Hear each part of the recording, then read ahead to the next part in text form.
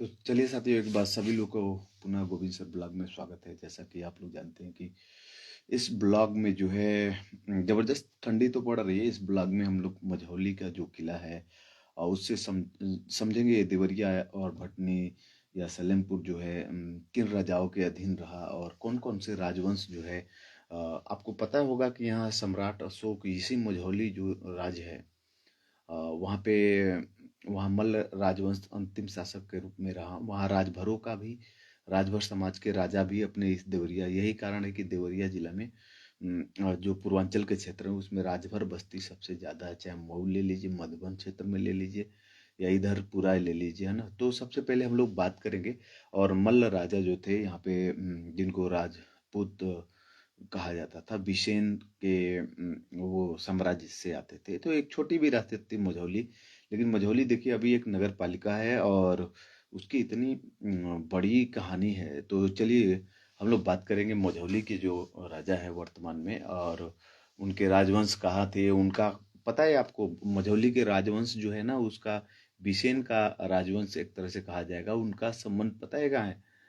पूरी देवरिया की जो भूमि है, हमको लग रहा है कि मझौली जो क्षेत्र था एक छोटा सा, एक तरह से कहा जाएगा। तो आपको बहुत जान के, ये बात जान के हैरानी हुआ, क्या आप लोग जानते हैं कि जिस देवरिया में मझौली की सड़कों पर हम चलते हैं, वहां कभी सम्राट अशोक के रथ गुजरते थे। चंद्रगुप्त मौर्य और चाणक्य की रणनीतियों से लेकर हर्षवर्धन के स्वर्ण काल तक, और फिर राजभर राजाओं के साथ भीम मल्ल का महायुद्ध, इस इसमें इस टॉपिक पे हम लोग बात करेंगे। और आप लोग जानेंगे कि मझौली, भटनी, सलेमपुर का वह ऐतिहासिक जो आज तक किसी ने नहीं बताया होगा।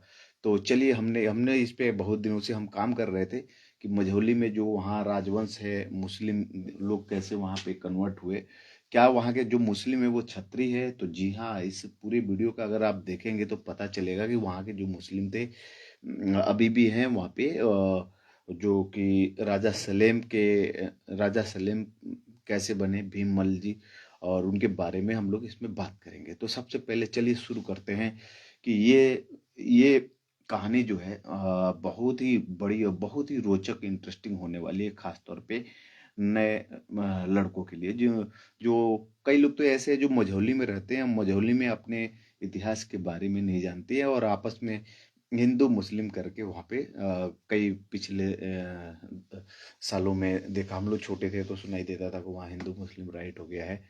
तो ये क्या है वहाँ का पूरा मामला, और चलिए इस पे हम लोग बात करेंगे कि यहाँ पे तो मैंने कुछ डाटा जुटाई है और पूरे सन के साथ। कब राजभर, राजभर बस्ती यहाँ पे क्यों है देवरिया जिला में? क्योंकि राजभर वहाँ पे जो है कि निवास करते हैं, और राजभर लोगों का यहाँ पे राजा हुआ करते थे। तो चलिए सबसे पहले हम लोग शुरू करते हैं कि 8वीं सदी से पहले।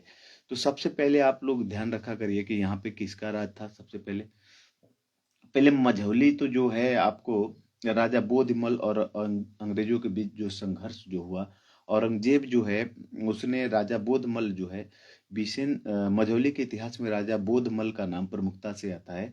औरंगजेब के समय में मझौली के राजाओं ने जजिया कर देने और मुगल अधीनता को पूरी तरह स्वीकार करने में आनाकानी की थी। जब ये माने नहीं थे ना, वहाँ के राजा जो है राजा बोधमल जी जो है, अभी भी उनके वंशज वहां पे है। और इस वीडियो में हम लोग ये भी जानेंगे कि इनके बाद जो है कैसे ये मझौली के राजा मुस्लिम धर्म स्वीकार किए, और वहां पे इनके इनके साथ में इनके जो समर्थक थे ना, शुभचिंतक थे, वो लोग भी जो है जो खास आदमी थे वो भी मुस्लिम धर्म स्वीकार कर लिए। और औरंगजेब के कारण अगर नहीं स्वीकार करते तो कहीं ना कहीं जो राजा थे, मझौली के राजा बोध मल्ल जी जो थे, राजपूत घराने से संबंध था, और उन्हीं के विरासत ये थी। एक तरह से कहा जाएगा कि इसी पे हम लोग, बिसेन साम्राज्य था, उसी का एक छोटा सा हिस्सा था ये मझौली राज्य। और मझौली राज्य में जो है कि वहाँ के राजा जो थे, उनका नाम जो राधा बोध अंतिम शासक थे, वहाँ पे लगभग बहुत सारी पीढ़ियां मझौली राज्य में जो है कि काम की है। और मझौली राज्य का संबंध सीधा यही नहीं, पूरा बिहार का जो पश्चिमी इलाका है, यानी गोपालगंज, सिवान, ये सब मझौली के राजा के अंतर्गत ही आते थे लोग। यहाँ तक कि पूरा कुशीनगर आप ले लीजिए, गोंडा ले लीजिए, गोरखपुर ले लीजिए, देवरिया ले लीजिए, बरहज ले लीजिए, है ना। और उधर जो है आपका जो है बलिया और मऊ तक की जो विरासतें है, क्षेत्र जो है अभी वर्तमान में जिला है, सब ये मझौली के अंदर में ही आता था। और मझौली के कैसे वहाँ पे जो मल्ल समाज के राजा बोध मल्ल और औरंगजेब के बीच क्या संघर्ष होता है, उसमें क्या पटकनी मिलती है। और फिर तो देखिए होता ये है कि थोड़ा सा हम लोग इस पे चर्चा करते हैं, फिर हम लोग जाएंगे हर्षवर्धन।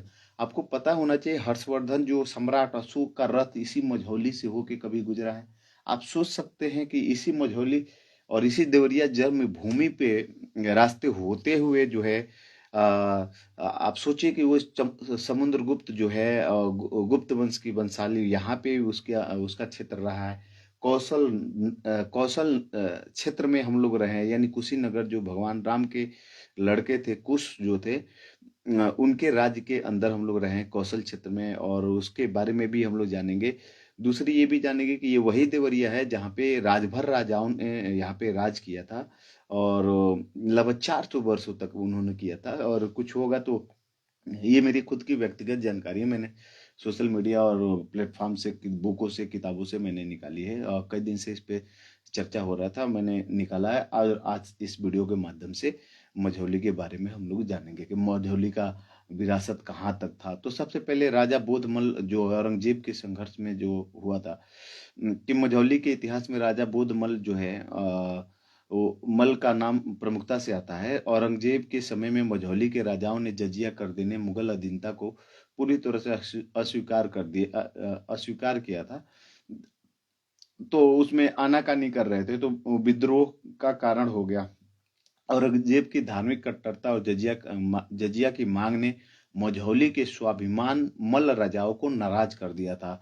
अब इसका परिणाम ये हुआ कि ये यहाँ के जो राजा थे ना, वो मझौली के जो राजा थे, वो औरंगजेब को दिल्ली, देखिए औरंगजेब जो था ना भाई साहब, सबसे पहले तो ये जहाँ औरंगजेब ना दिल्ली में रहता था, दिल्ली में अकबर का ये क्षेत्र रहा है ना। अकबर उसका जो भाई, उसका लड़का था, उसके 3 या 4 लड़के थे, उसमें अकबर का जो था, ये हम लोग पूरा देवरिया जिला जो है ना आपको बिहार के भी दो पश्चिमी अपना गोपालगंज जिला, और ये वहाँ हथुआ नरेश थे, ये बिसेन राजा के वो हथुआ नरेश जो है ना, कांड भी आप लोग एक घटना हुई थी वहां पे, जेपी यादव हत्याकांड, उनके माँ बाप भाई बहन को सबको एक ही साथ मार दिया गया था।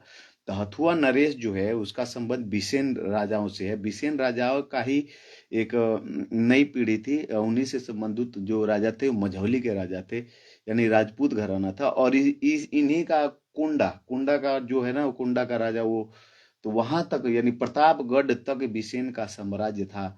और ये लोग रहते थे, लेकिन ये लोग मुगल साम्राज्य के अंडर में ही रहे हैं।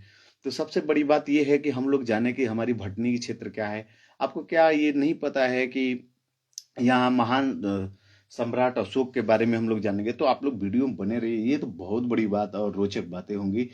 कि चलिए, तो राजा बोध मल जो है औरंगजेब, थोड़ा सा मझौली के बारे में हम लोग चर्चा कर लेते हैं कि हुआ क्या था वास्तव में, हुआ क्या था। मझौली के जो राजा थे, राजा जो अभी भी उनकी पीढ़ियां हैं, और उनके बारे में हम लोग बताएंगे कि कैसे उनका नाम पहले था ना राजा बोधमल उनका नाम था। और औरंगजेब ने जब ये कर नहीं दिए तो कभी ये भाग जाते थे, बिहार के क्षेत्र में जाके छिप जाते थे। तो एक बार औरंगजेब का सलेमपुर में ना थाना था, औरंगजेब का सलेमपुर में थाना था, पुलिस चौकी एक तरह से था। औरंगजेब तो उसके जो, देखिए दिल्ली में क्या है ना, दिल्ली, औरंगजेब तो दिल्ली में ही बैठता था। वहां से सोचिए, दिल्ली से हम लोग को आने जाने में 2-3 दिन लग जाते हैं। तमाम कानपुर यूपी में अभी देख लीजिए कितने बड़े शहर में। तो दिल्ली में लखनऊ में उसके जो ना एक, मैंने क्या बोलेंगे, प्रतीक मात्र से एक वहां पे सेनापति या वो रहता था, वायसराय रहता था, जो दिल्ली से जो वो नियम बनाता था औरंगजेब, तो दिल्ली से जो नियम बनाता था, तो ये नियम चल के आता था आपका लखनऊ। लखनऊ से ये नियम जो है यहाँ पे पारित होता। हम लोग जानेंगे इसमें जजिया कर क्या था, उसमें क्या किया था। और फिर तो सबसे पहले हम लोग जानते हैं मझौली के बारे में, थोड़ा सा हम लोग चर्चा कर लेते हैं। तो मझौली जो है, अंतिम यहाँ पे राजा बोधमल जी थे, जो कि यहाँ पे अभी भी उनके वंशज है। कुछ वंशज जो है पारिवारिक बंटवारा हुआ, इसमें हम वीडियो में चर्चा करेंगे कैसे पारिवारिक बंटवारा हो गया, जिसमें मऊ के साम्राज्य में कौन कोई और हो गया, उनके 3-4 घराना जो है बढ़ गया, है ना। तो चलिए, तो सबसे पहले जानिए कि राजा, फिर एक बार हम लोग बातें करते हैं कि राजा बोधमल्ल जो है वो सबसे पहले, इन्हीं का नाम सलेम था, इन्हीं का नाम सलेम था। राजा सलेम के नाम से इनको औरंगजेब ने बोला या तो कर दो, नहीं तो तुम्हारी जान ले लेंगे। उठवा ले गया, वो गए नहीं। कई लोग कहते हैं कि गए, ऐसा नहीं, वहां पे थाना थे औरंगजेब के, और उनके सिपाही पकड़ के इनको लेके चले गए थे भाई साहब, है ना, मझौली के राजा को। और वहां या तो जान जान देंगे, नहीं तो मुस्लिम धर्म स्वीकार करिए। तो जान अकेले थोड़ी लेता, परिवार के अन्य सदस्यों को भी ले लेता। तो वो अपने परिवार को बचाने, अपने वंश को बचाने के लिए मुस्लिम धर्म को स्वीकार किया। और जब वहां से वो दिल्ली से चल के यहाँ मझौली आए, तो अपनी इनकी जो रानी है उनको किले में घुसने नहीं दी। उनके वंशज अभी भी हैं लोग। तो आप समझ जाइए कि जब वो किले में नहीं घुसने दी, तो कहीं कि तो आप मुस्लिम धर्म स्वीकार कर लिया, अब आपको हम नहीं अपनाते, हमारा पूरा परिवार ही उनका अलग हो गया।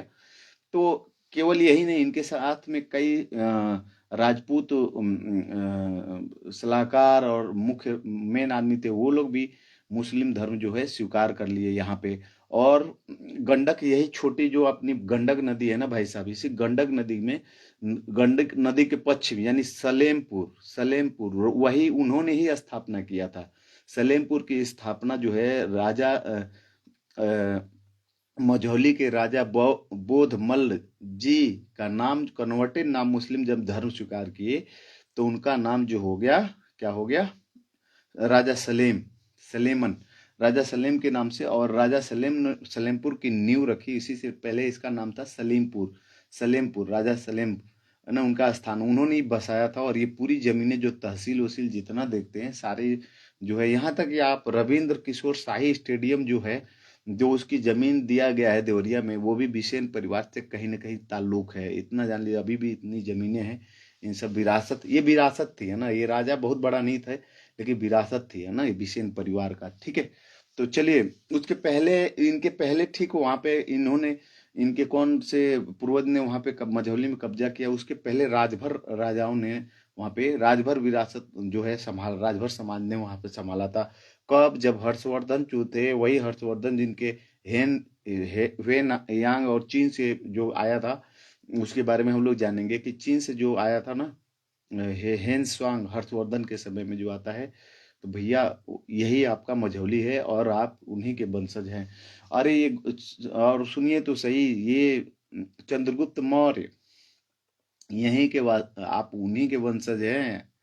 आप लोग कहीं जो मुस्लिम भी है ना, आप मझौली के या कहीं आसपास के, सब अपने ही लोग हैं ना, उनके वही राजपूतों का खून है, मतलब बड़े घरानों का खून है। चंद्रगुप्त मौर्य, आप यहीं पे अभी अब जानेंगे, चाणक्य यहीं के रहने वाले थे। इस वीडियो में बने रहिएगा। और कोई आपको ऊंच नीच की बात करना तो कहिए, है यहीं पे राजा चंद्रगुप्त मौर्य रहे हैं, हम लोग किसी से कम नहीं है। यहीं पे राजभर समाज के राजा रहे हैं, हम लोग किसी से कम नहीं थे। इसलिए पहले इतिहास को जानिए। और चलिए, तो इस पे छोटी सी कोशिश है, इस पे हम लोग बात करते हैं, चर्चा करते हैं, टाइम तो थोड़ा लगेगा ही। तो सबसे पहले हम लोग जानते हैं कि यहाँ पे देवरिया जिला में हुआ क्या था। और तो चलिए, तो सबसे पहले 8वीं सदी से बात करते हैं। 8वीं सदी में सबसे पहले किसका शासन रहा? 8वीं शताब्दी में सबसे पहले मझौली सलेमपुर आसपास के क्षेत्रों में प्राचीन मल्ल महाजनपद क्षेत्र पर रहा। प्राचीन काल में, जो सुनिए, सबसे पहले प्राचीन काल एक तरह से माना जाएगा। इसको हम दो दो स्थिति में हम बांट के देखते हैं। एगो प्राचीन काल में आपको हम लोग बात करेंगे इस वीडियो में के माध्यम से, और दूसरा जो मध्यकाल, और तीसरा जो है आधुनिक काल के बारे में हम लोग बात करेंगे। तो सबसे पहले हम लोग बात करते हैं प्राचीन काल में 600 ईसा पूर्व से 300 ईसा पूर्व जो यहाँ मल्लगढ़ राज का शासन था, जिसकी राजधानियां कुशीनगर, पावा थी। जो रानी थी ना, कुशीनगर की ही थी, है ना। अ, अ, तो प्राचीन काल में जो 600 ईसा पूर्व से 300 ईसा पूर्व यहाँ मल्लगढ़ राज का शासन था, जिसकी राजधानियां कुशीनगर और पावा थी। मौर्य और कुषाण वंश के दौरान भी यही क्षेत्र महत्वपूर्ण रहा। गुप्त वंश, सुन लीजिए पहले आप लोग, गुप्त वंश जो है, गुप्त सम्राटों के समय यह क्षेत्र उनके साम्राज्य का ही हिस्सा रहा। गुप्ता परिवार, है ना। देखिए, कभी जितने भी वंश है ना, वो लड़ाके हैं, भले आज गरीबी हालात में है, लेकिन वो कहीं ना कहीं उनके पुरखे पुरनिया जो है, कहीं ना कहीं उनका खुद का वजूद है। तो सबसे पहले यहाँ 600 ईसा पूर्व की बात करते हैं हम लोग। तो गुप्त वंश की आप जान गए, हर्षवर्धन का काल 606 से 647 ईसा पूर्व। सम्राट हर्षवर्धन के समय में यह क्षेत्र उनके कन्नौज साम्राज्य के अधीन था। आप बताइए, यूपी का कन्नौज, जहाँ डिम्पल यादव हैं, अखिलेश यादव की पत्नी, वहां से हर्षवर्धन का जो साम्राज्य में हम सभी लोग आते थे। तो हर्षवर्धन की मृत्यु के बाद, जब हर्षवर्धन की मृत्यु हो गई थी 667 ईस्वी के बाद, तो हर्षवर्धन की मृत्यु के बाद उत्तर भारत में अराजकता फैल गई। इसी समय 7वीं सदी के अंत और 8वीं सदी की शुरुआत में स्थानीय शक्तियों का उदय हुआ। स्थानीय शक्ति के रूप में, राजा के रूप में नहीं, स्थानीय शक्ति के रूप में, जिसमें राजभर सबसे प्रमुख थे। उस समय जो है हर्षवर्धन के समय में राजभर समाज के लोग जो थे सबसे मजबूत थे। और यहाँ पे जो आपके मझौली के जो है, अब सुन लीजिए, हर्षवर्धन जब मर गए तो उनकी अस्त व्यस्त हो गए ना, स्थानीय शक्तियां का उदय है। लोकल जो लोग थे जागरूक हुए, जिनमें राजभर सबसे प्रमुख थे। तो राजभर समाज के लोगों को कभी भी डरने की जरूरत नहीं है। कोई कहे हम फलाना जगह आपसे श्रेष्ठ, कहिए भैया हमारा यहाँ पे राज हम लोग किए हैं। तो राजभर शासक, एक तरह से देखा जाएगा तो शासन काल में राजभरों का शासन शुरू, मुख्य रूप, मझौली की बात हो रही है, मझौली क्षेत्र की ही बात हो रही है। तो राजभर शासक कब से कब तक रहा था? तो सबसे पहले राजभर का शासन मुख्य रूप से अंधकार युग, dark age of northern India के दौरान फला फूला था। उस उस समय लगभग 700 ईस्वी से 8वीं सदी, हर्षवर्धन के साम्राज्य के पतन के बाद राजभरों ने पूर्वी उत्तर प्रदेश देख लीजिए। पूर्वी उत्तर प्रदेश में राजभर की संख्या इसीलिए ज्यादा है, आजमगढ़, देवरिया, बलिया, गाजीपुर, जौनपुर और बहराइच के बड़े हिस्सों पे कब्जा कर लिया था। ये ध्यान रखिएगा, राजभर समाज के अगर लोग कोई देख रहे हो ना, तो इन सब पे राजभर समाज के लोगों को कब्जा था भाई साहब, है ना। राजभरों के पूर्वी उत्तर प्रदेश, ये पूर्वांचल की धरती राजभरों की एक तरह से धरती कहा जाएगा। पूर्वी उत्तर प्रदेश उस समय था। आजमगढ़, देवरिया, बलिया, गाजीपुर, जौनपुर, बहराइच के बड़े हिस्सों पर कब्जा कर लिया। स्वर्ण काल में एक तरह से देखा जाएगा तो 8वीं शताब्दी से 11वीं शताब्दी के अंत तक, इस दौरान उन्हें छोटे छोटे कई कोटे, किले बनवाए। छोटे छोटे किले बना के ये लोग रहते थे, है ना। ये सलेमपुर, मझौली के क्षेत्र में भी इनका सर्दिल नियंत्रण था। पतन की शुरुआत, ये राजभर साम्राज्य कब, इसी में जो महाराजा सुहेलदेव राजभर जी का नाम आता है, जो उधर आजमगढ़ के साइड में, अभी उनके बारे में हम लोग जानेंगे। तो पतन की शुरुआत 11वीं सदी और 12वीं सदी में शुरू हुआ था। अंत में 12वीं सदी में, मध्य में 13वीं शताब्दी तक। इसी दौरान राजा भीममल, राजा, अच्छा, राजा भीम, जब राजभर जो थे ना कमजोर हो गए, किला उनका था, छोटे छोटे हर जगह किला बना के ये लोग रहते थे, है ना। तो उसी समय जो है राजभर शासक अधिकांश समय स्वतंत्र थे, वे हमेशा आजाद थे, है ना। लगभग 400 वर्ष तक वो लोग किए। वे किसी बड़े साम्राज्य के अधीन रहने के बजाय अपने किले और छोटे छोटे राज्यों के स्वामी थे। देखिए, इन पे कोई राजभर जो उस समय के छोटे छोटे किलों में थे, ये किसी बड़े राजा के ये गुलाम नहीं हुए। हालांकि बीच बीच में वे कन्नौज के गुर्जरों से इनकी लड़ाई हुई। प्रतिहारों या बंगाल के पाल वंशों के राजाओं को नाम मात्र का कर देते रहते होंगे। हाँ, ऐसा माना जाता है कि जो बंगाल का उसमें पाल वंश था, उनको कुछ कर देते थे, लेकिन यही लोग यहाँ के चलाते थे, है ना। जैसे तमाम मझौली के राजा और जब वो शासक थे, वो लोग भी कर देते थे। मुगलों के समय उनका वजूद था, लेकिन कर देते, लगान देते थे, है ना, जिसको जजिया कर बोलते थे। हम लोग जानेंगे इस वीडियो में जजिया कर क्या होता है, बहुत बड़ा वीडियो होने वाला है। तो बीच बीच में हम लोग, वे कन्नौज के गुर्जर वहां पे राजा थे, और जिनका यहाँ तक चलता था, और ये लोग देते थे, है ना, नाम मात्र का ट्रिब्यूट मतलब बोला जाएगा ना, कर देते थे, लेकिन आंतरिक रूप से ये लोग स्वतंत्र थे। स्थानीय लोक कथाओं के अनुसार बहराइच के राजा सुहेलदेव राजभर 11वीं सदी में सबसे शक्तिशाली राजभर शासक माने जाते हैं, जिन्होंने विदेशी विदेशी आक्रमणकारियों जैसे सालार मसूद गाजी को हराया था, है ना। ये देखिए, बहराइच के रहने वाले हैं महाराजा सुहेलदेव राजभर जी। मझौली के संदर्भ में 700 ईस्वी पूर्व से लेके 1150 ईस्वी तक राजभरों का प्रभाव रहा है। यानी 700, 800, 900, 1000, 1100, लगभग 400 वर्ष तक राजभर समाज के लोग जो है किला बनाकर और यहाँ पे मझौली उझौली पे राज करते थे ना। इसके बाद जो है इनके ऊपर जो है राजा भीममल ने, राजा जो भीममल ने उन्हें विस्थापित कर, मतलब इन राजभरों को हराया था और इन्हें विस्थापित किया था। मझौली राजा की नींव रखी। राजभर शासकों को उनके द्वारा बनाए गए डीह, मतलब डीह, ऊंचे टीले जहां कभी किले थे, और भरकुइयां, भर राजाओं के कुएं के लिए आज भी याद किया जाता है। तो देख लीजिए एक बार और, इसको हम बोल देते हैं। राजभर शासकों को उनके द्वारा बनाए गए डीह, डीह बनाए थे लोग, ऊंचे ऊंचे टीले। पहले मकान उकान तो बनता नहीं था, उसी पे एक कबीला रहता था। टीले जहां कभी किले थे, और भर कुइयां, भर भर राजाओं के कुएं के लिए आज भी याद किया जाता है। तो सबसे पहले हम लोग ये जो चीजें हैं, तो देवरिया में सबसे बड़ी बात यह है कि आपको नहीं पता है, सम्राट अशोक देवरिया का स्तंभ कनेक्शन। सम्राट अशोक और हर्षवर्धन दो अलग अलग युगों के राजा थे। अम, अशोक 30वीं सदी और ईसा पूर्व में, और हर्षवर्धन 7वीं सदी ईसा पूर्व में।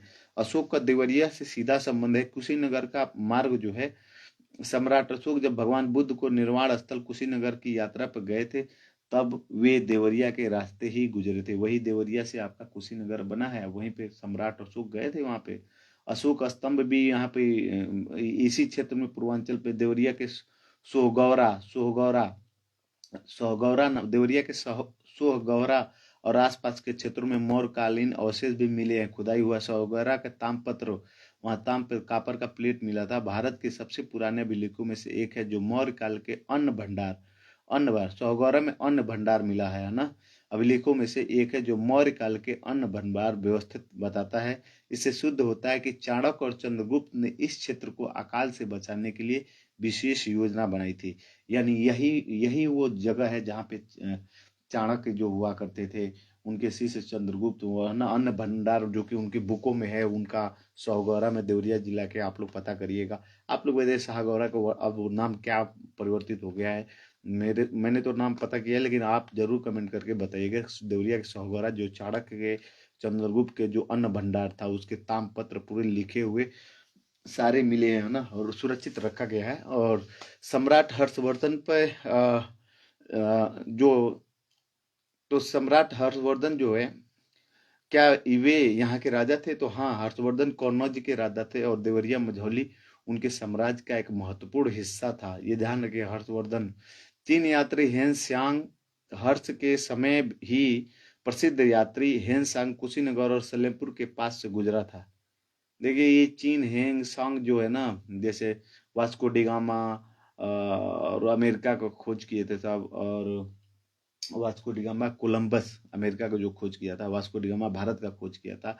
वैसे हेन सांग चीनी यात्री आया था, जो सेलेमपुर से होकर गुजरा। बताइए कितनी बड़ी हस्ती हम लोग की है, कितनी बड़ी। हम ना देवरन्या नाम था, देवों का वन कहा जाता था अपने देवरिया को, इस देवरिया जिला को, है ना। तो देखिए, अब सबसे पहली बात यह है कि चीनी यात्री हेन सांग ने हर्ष के समय ही प्रसिद्ध यात्री हेन सांग कुशीनगर और सलेमपुर के पास से गुजरा था।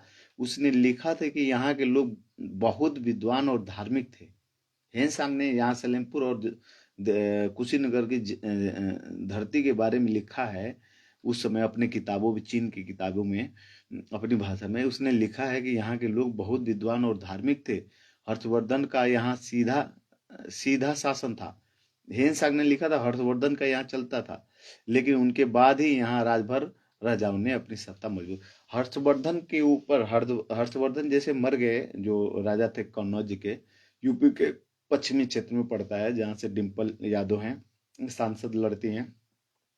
तो भैया हर्षवर्धन को हराए थे राजभर, है ना, राजाओं ने अपनी सत्ता मजबूत की।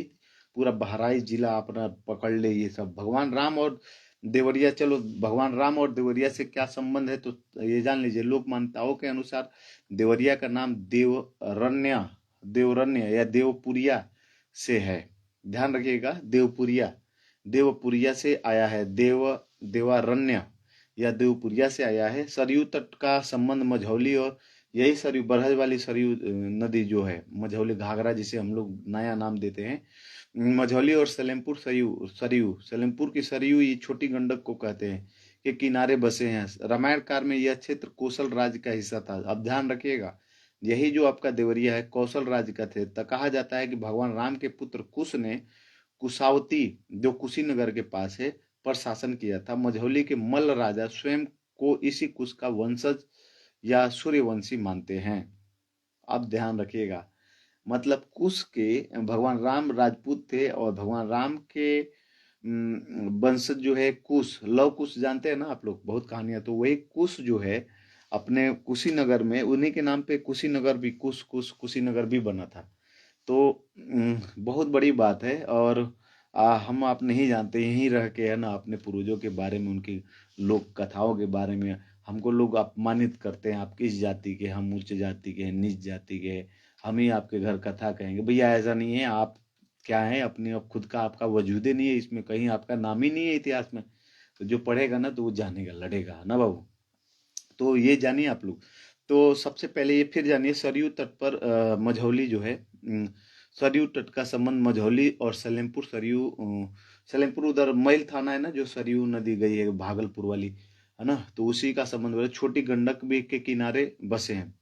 मझौली जो है आपके छोटी गंडक के किनारे बसा ही है। तो रामायण काल में यह क्षेत्र कौशल राज्य कुश का क्षेत्र, लव कुश में कुश का हिस्सा था। कहा जाता है कि भगवान राम के पुत्र कुश ने कुशावती और कुशीनगर के पास से पर शासन किया था। मझौली के मल्ल राजा स्वयं को इसी कुश का वंश सूर्यवंशी मानते हैं। यानी जो राजा बोधिमल हैं, बुद्धिमल जो हैं आपका मझौली के, वो सूर्यवंशी हैं, यानी क्षत्रिय थे।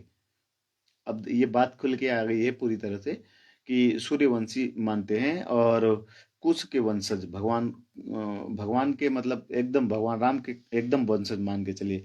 तो समुद्रगुप्त ऐसे ही, यही तो हुआ है ना कि अयोध्या की जो जमीनें हैं भगवान के, वहां पे जो वंशज हैं उनके पूर्वज हैं ही हैं, उन्हीं के नाम पे मेन अध्यक्ष वही हैं लोग, है ना।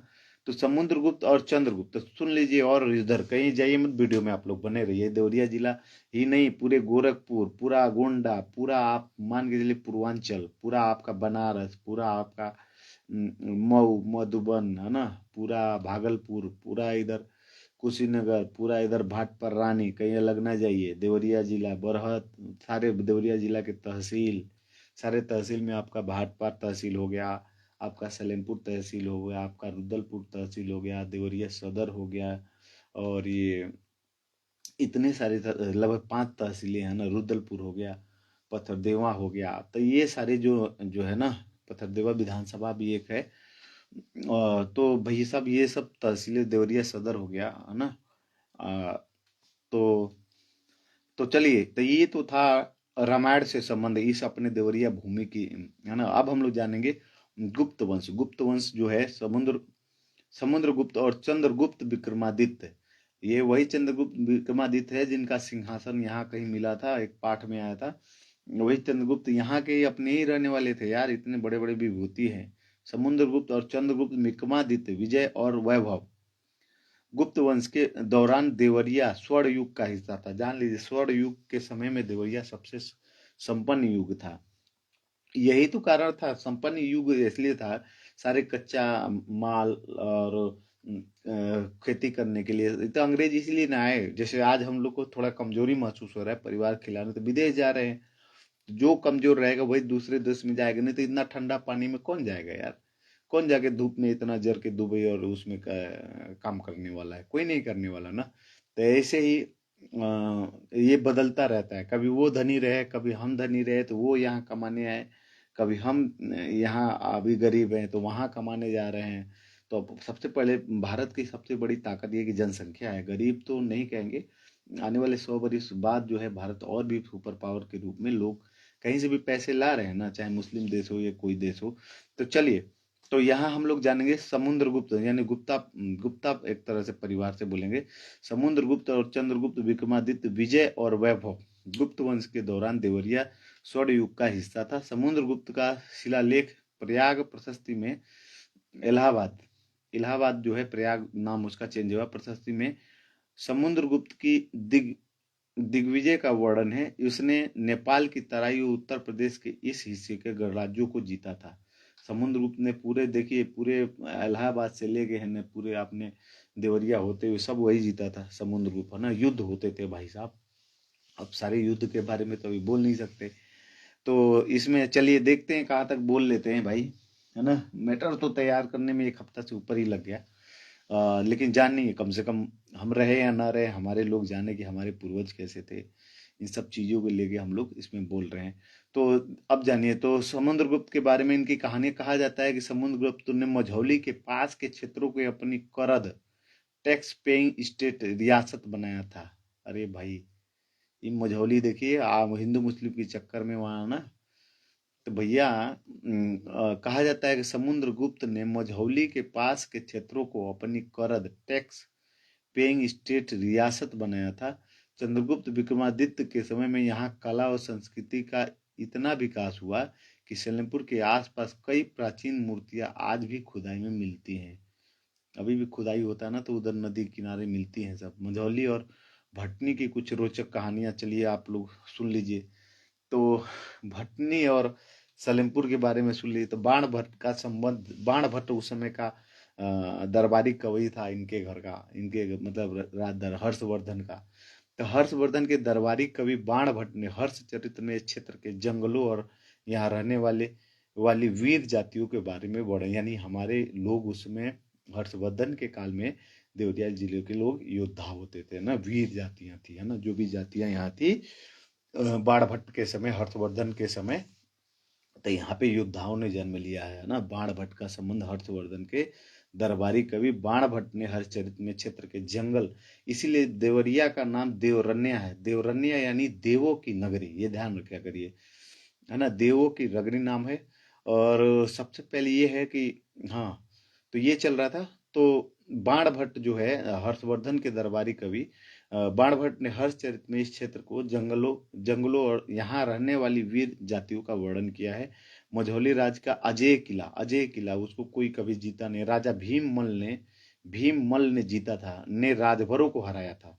ध्यान लीजिए, राजभरों ने सबसे पहले हर्षवर्धन का क्षेत्र रहा, उसके बाद राजा भीममल ने राजभरों ने यहाँ 400 बरस उनके किले बना के रहे, जिसके सबसे मेन राजा तो बहुत रहे राजभरों में, ऐसा नहीं कि राजा सुहेलदेव ही रहे, लेकिन सबसे उस समय से प्रतापी और मजबूत राजा जो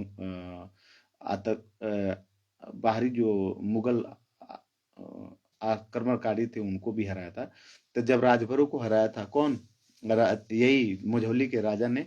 यहाँ मझौली पे पहले राजभर समाज के राजा होते थे, और उसके ऊपर आके ये जब राजभरों को हराया तो उन्होंने मझौली के किले को इस तरह बनवाया था कि छोटी गंडक नदी उसकी प्राकृतिक सुरक्षा करती थी। यही कारण कि मझौली जो है 3 ओर से जो है नदियों से घिरा है, एक ओर से, इसलिए अजय कहा जाता था। 3 ओर नदी पार करेंगे तभी ना आएंगे आप। और सबसे सुरक्षित अजय, इसको कोई जीत नहीं पाता था ना, ये हमेशा ध्यान रखेगा। तो चलिए, सोहगौरा तामपत्र का रहस्य, यह देवरिया के पास का वही स्थान है जहां दुनिया को पहली बार पता चला कि प्राचीन भारत में राशन कार्ड जैसी व्यवस्था थी। चंद्रगुप्त मौर्य के समय, है ना, उस समय से राशन कार्ड और राशन मिलता था ना गरीब लोगों को, या जो है ना। तो कालचक्र में एक तरह से देखा जाए तो रामायण काल में भगवान राम के पुत्र कुश की कुशावती का प्रभाव यहाँ रहा है, मतलब ये भगवान राम का क्षेत्र रहा है। 300 ईसा पूर्व में चाणक्य और चंद्रगुप्त की प्रशासनिक व्यवस्था, सोहगौरा से वही प्रशासनिक व्यवस्था थी, चंद्रगुप्त और चाणक्य। ये अपने देवरिया के शाहगौरा, आप लोग बताइएगा कमेंट करके, गूगल करके कहीं से भी निकालिए, और शाहगौरा देवरिया में कहाँ है मुझे पता है, आप लोग थोड़ा सा मेहनत करके जरूर बताइएगा। चलिए, तो 400 ईस्वी पूर्व में चंद्रगुप्त विक्रमादित्य के समय मंदिरों का निर्माण हुआ था। चंद्रगुप्त देखिए, 400 ईस्वी पूर्व में चंद्रगुप्त विक्रमादित्य के समय मंदिरों का निर्माण हुआ था। 640 ईसा पूर्व में हर्षवर्धन का शासन और हेनसांग की यात्रा हुई थी हर्षवर्धन। और 700 से 1100 ईस्वी पूर्व तक राजभर राजाओं का अंधकार युग में शासन, एक तरह से कहा जाएगा। 400 वर्ष राजभर राजाओं ने किला बना के रहे, एक जगह से नहीं। और 1150 ईस्वी से राजा भीममल द्वारा मझौली राज की नींव रखी गई। और है ना, तो ये सबसे बड़ा चीज है। और तो एक तरह से देखा जाए तो रामायण काल से आप लेके आइए 300 ईसा रामायण काल में, रामायण, ये रामायण मतलब हम लोग राम के राजा के अधीन थे। उसके बाद से हम लोग जो है, उसके बाद से हम लोग चाणक्य और चंद्रगुप्त हमारे यहाँ, हमारे के योद्धा थे, है ना, चंद्रगुप्त।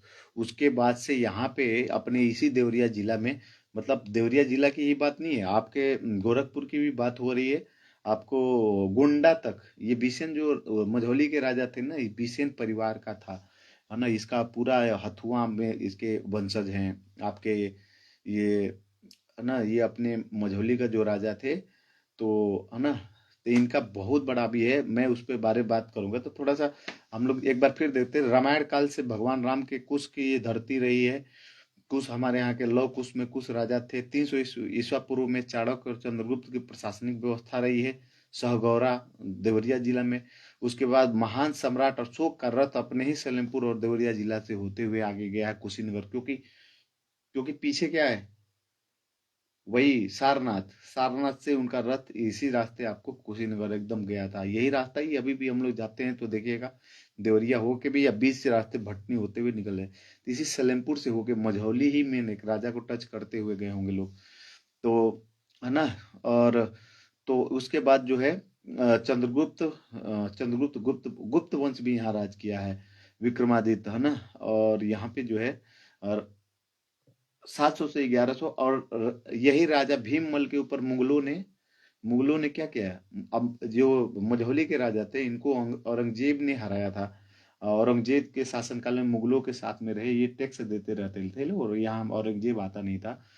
उसके बाद उसको कर से मतलब था, लुटेरा था वो तो शिया सुन्नी जो मुस्लिम था ना, तो शिया मुसलमानों के ऊपर मेरे पास लिस्ट है, मैं इसमें बताऊंगा।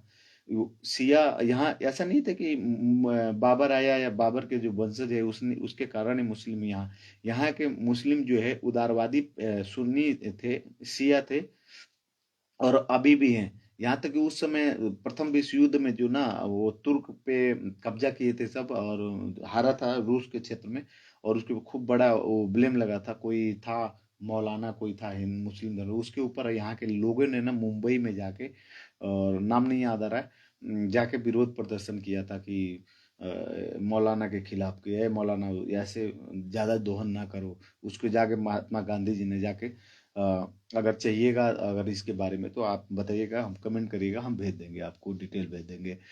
तो यहाँ क्या है, तो शिया मुसलमान जो है यहाँ, मुस्लिम ऐसा नहीं कि बाबर आए तो मुसलमान लेके आया, है ना।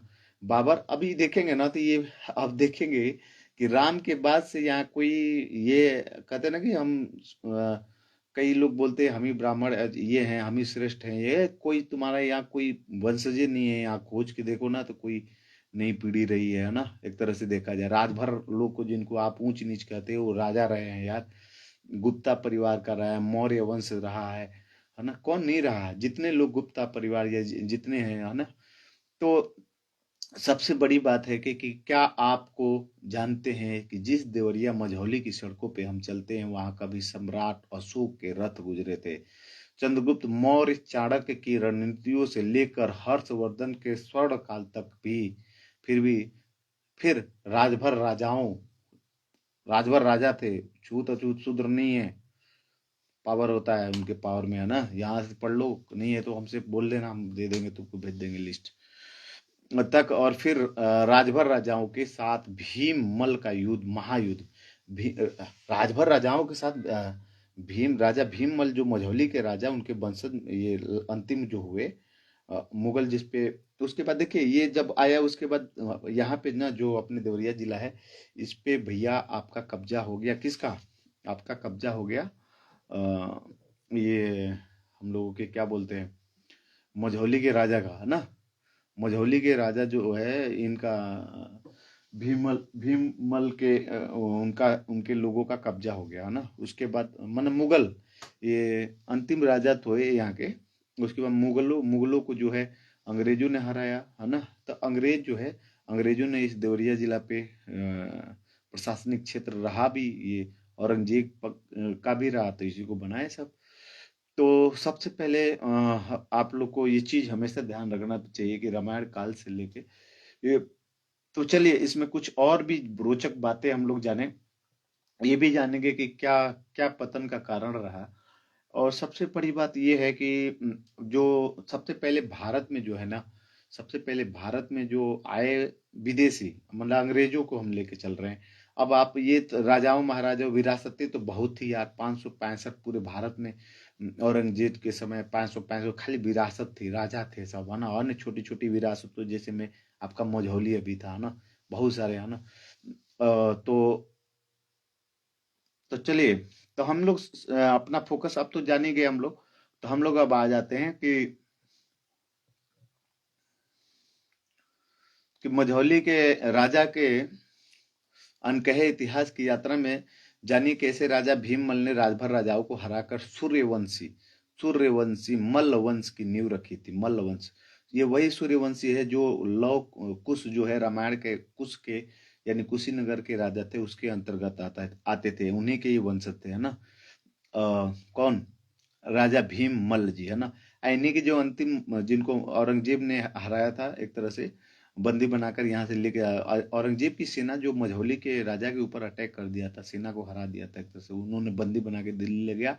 और वहीं से राजा बौद्ध मल्ल को जो है अंतिम राजा थे, और मुगलों ने जो है उनको सलीम, राजा सलीम के नाम से बना दिया। और राजा सलीम ने जो है नदी गंडक पार करके पश्चिम साइड में सलेमपुर की स्थापना किया था। सलेमपुर, है ना। ये वो सलीम नहीं है, वो जो अकबर का भतीजा, या सलीम वो जो शेर का दांत गिनता है, शेर खां, वो नहीं है ना। वो तो उज्बेकिस्तान से बाबर आया था ना, तो वो अलग था ना। तो चलिए, अब इसमें हम लोग एक चीज और इसमें ऐड करते हैं आपको, कि बहुत बड़ी कहानी है, तो आप लोग जुड़े रहेंगे। तो चलिए, सबसे पहले हम लोग जानेंगे बिसेन राजा जो मझौली के राजा थे, इनके बारे में हम लोग जानते हैं। और देवरिया का इतिहास, सलेमपुर का इतिहास तो है ही है। तो चलिए, मझौली पे ही अब फोकस करते हैं हम लोग, क्योंकि मझौली राज में ही आपका खलीलाबाद से लेके पूरा गोंडा तक आता था, है ना। तो चलिए, तो मझौली पर राज एक प्राचीन बिसेन राजपूत वंश की प्रमुख जमींदारी सियासत थी, जो मुख्य रूप से उत्तर प्रदेश के देवरिया जिला के में स्थित है। इसका इतिहास 1100 से 1300 ईस्वी के आसपास की स्थापना से जुड़ा है, जब राजा भीममल या भीमदेव ने सलेमपुर मझौली परगना पर विजय प्राप्त किला बनाया था और राज स्थापित किया था। यह वंश सूर्यवंशी क्षत्रिय है, यानी सूर्यवंशी क्षत्रिय भगवान राम यानी कुश के वंशज है, और मल महाजद जनपद से अपनी उत्पत्ति मानता है, जिनका संबंध कुशावती यानी कुशीनगर, पहले कुशीनगर का नाम जो है कुशावती था, अब कुशीनगर उसका हो गया। तो मुख्य विस्तार और क्षेत्रफल में देखा जाए, मझौली राज का विस्तार ब्रिटिश काल और मुगल काल में अलग अलग रहा है, लेकिन यह मुख्य रूप से छोटी जमींदारी थी, है ना। ये मझौली छोटी जमींदारी इसको कहा जाएगा। प्रमुख इसका जो है पीक समय में जो है, इसका कब पीक था, तो लगभग 900 वर्ग मील में, यानी करीब लगभग 2300 वर्ग किलोमीटर तक ये फैला था। बाप रे बाप, आप सोचिए 2300 वर्ग किलोमीटर, मतलब 2300 वर्ग किलोमीटर, मतलब वर्ग है ना, यानी आयत बनाओ ऐसे। मान लो ये फोटो हमने लिया है, एक कागज लिया है, 2300 वर्ग किलोमीटर का मतलब वर्ग, मतलब एक तरह से बोलेंगे तो ऐसे हो जाएगा, यानी 23 किलोमीटर इधर और 23 किलोमीटर इधर और 23 किलोमीटर इधर और 23 किलोमीटर इधर, यानी ये वर्ग 2300, इतना एरिया पे 2300 किलोमीटर, भाई भारत के आर पार चला जाएगा एक तरह से, इतना ये इन लोगों का साम्राज्य था ना। तो चलिए, पीक का समय था भाई, 2300 किलोमीटर तक फैला हुआ था। यह देवरिया जिले के उत्तर पूर्वी हिस्सों को मुख्य रूप से कवर करता था, जिसमें सलेमपुर परगना आता था, प्रमुख था। भौगोलिक सीमाएं जो है, उत्तर उत्तर में मझौली के उत्तर में जो है बिहार की सीमा गोपालगंज सिवान के कुछ हिस्से तक प्रभावित होते थे, आते थे उस समय। दक्षिण में देवरिया, देखो बिहार का जो गोपालगंज सिवान मझौली के तहत आता था, और दक्षिण में देवरिया सदर और बरहत तहसील की ओर, है ना। दक्षिण में देवरिया सदर तक और बरहत तहसील की मझौली केवल आता था। छोटी गंडक और गंडक नदी के किनारे बिहार से सटा हुआ मझौली राज है। पश्चिमी गोरखपुर और कुशीनगर की ओर, पश्चिम में जो है मझौली राज के गोरखपुर और कुशीनगर है। मुख्य क्षेत्र सलेमपुर, मझौली राज, पैना, बरहज के हिस्से और आसपास के गांव। कुछ स्रोतों से कहा जाता है कि इसका प्रभाव नेपाल की सीमा तक भी था, मध्यकाल तक, है ना। आज की स्थिति में मझौली राज अब मझौली राज नगर पंचायत के है, जो सलेमपुर तहसील में आता है। इसका क्षेत्रफल लगभग मात्र था कितने में, 2400 वर्ग, अब मात्र 64 से 65 वर्ग किलोमीटर, यानी 60 वर्ग किलोमीटर है, मतलब ओवरऑल जो है 64 से 65 किलोमीटर केवल नगर पंचायत का है, लेकिन ऐतिहासिक विस्तार बहुत बड़ा था इसका, इसी मझौली का। चलिए तो सबसे पहले देखते हैं कि राजभर समाज के राजाओं को हराए थे, है ना। राजभर समाज के राजाओं को जो हराए थे, तो वंशावली पे बिसेन परिवार का हम लोग देखते हैं, और अंतिम राजा यहाँ के कौन थे। तो सबसे पहले संस्थापक राजा मझौली के जो संस्थापक थे वो विश्वसेन थे, या उनके वंशज भीममल थे, है ना। भीममल 8वीं से 13वीं शताब्दी राजभर राजभर शासकों को हराकर क्षेत्र पर कब्जा, राजभरों को ही हराकर यहाँ पे कब्जा किए थे। कौन भैया, कौन कौन कब्जा किया था? ये विश्वसेन के वंशज भीममल पे भयंकर युद्ध हुआ था राजभर और इन राजपूतों के बीच में, भयंकर युद्ध हुआ था ना। चूंकि वो पहले से वो लोग थे, तो वो लोग पूरा युद्ध सेना में कौशल थे, भगवान राम के वंशज एक तरह से माना जाएगा, है ना। तो इन लोगों को टक्कर दिए थे कौन? सुहेलदेव राजभर, हराए थे भी। बंटवारा, तो बंटवारा में चलिए राजदेव मल्ल देवी बिसेन वंश के 98 वंशज थे। 98 वंशज, यानी ये लगभग बहुत 100 साल यहाँ ये लोग, 3 पुत्रों में संपत्ति बटी है। देखिए जो ये मुगल जब ये राजा वहाँ पे बौद्ध मुस्लिम धर्म स्वीकार कर लिए, तो ये राजा जो है यहाँ पे आप लोग, ठंडी बहुत लग रही है, आप लोग थोड़ा बच के रहिएगा। आज हमको लग रहा है 10 जनवरी 2026 है। तो प्रसाद मल को ये बट गया, और ये क्यों बटा परिवार उसके बारे में बताएंगे। 98 अंतिम शासक जो है, तो 3 पुत्रों में संपत्ति बांटी गई मल्ल परिवार में। प्रसाद मल्ल जो है मझौली क्षेत्र के राजा, यहाँ अभी भी उनके परिवार के कुनबे हैं। माधव मल मऊ जिले को दे दिया गया, मऊ जिला भी जो है इन्हीं लोग के क्षेत्र में थे। रायमल नरहरपुर क्षेत्र, शाखाएं और विस्तार, मझौली राज्य से कई अन्य स्टेट निकली, जैसे मनकपुर, मनकापुर, अरे बाप रे बाप इतना दूर, भद्री, कलाकंकर, प्रतापगढ़। अब देखिए ये प्रतापगढ़ कुंडा का राजा, वहां वो एक होता है ना, वो उसका नाम क्या नाम है, मधुबन। मधुबन अकबर काल में अलग हुआ था ये मधुबन, है ना। वहाँ सब ये यही लोग, इन्हीं का सम्राट था ना, मल्ल सम्राट था एक तरह से, सूर्यवंशी राजपूतों का, है ना। गोंडा, गोंडा गोंडा देखो, गोंडा भिंगा आदि में भी बिसेन शाखाएं थे। बिसेन ये राजपूतों की थी, है ना। ब्रिटिश काल में 18वीं शताब्दी में ये सबसे बड़ी बिसेन जमींदारी जाति थी। लेकिन एक चीज था, ये लोग ना राजा तो थे, लेकिन अंग्रेजों के ये लोग गुलाम रहे, मुगलों के भी गुलाम रहे, और ये लोग अंग्रेजों के भी गुलाम रहे। यानी इनको, है ना, ये मुगलों से नहीं लड़ पाए ये लोग, और ये एक तरह से अंग्रेजों से भी नहीं लड़े ये लोग, राजा जो राजपूत थे। क्योंकि ये लोग मुगल मान के चलिए 2 साल 200 बरिस रहे, 300 बरिस तक, 500 बरिस ये लोग गुलामी में बस कर देते थे, है ना। क्योंकि मुगलों को देते थे, अंग्रेजों को देते थे, एक तरह से कहा जाएगा कि ये लोग क्या थे, गुलाम थे, खुद ही गुलाम थे। 18वीं शताब्दी में ये सबसे बड़ी विशेष जमींदारी मानी जाती थी।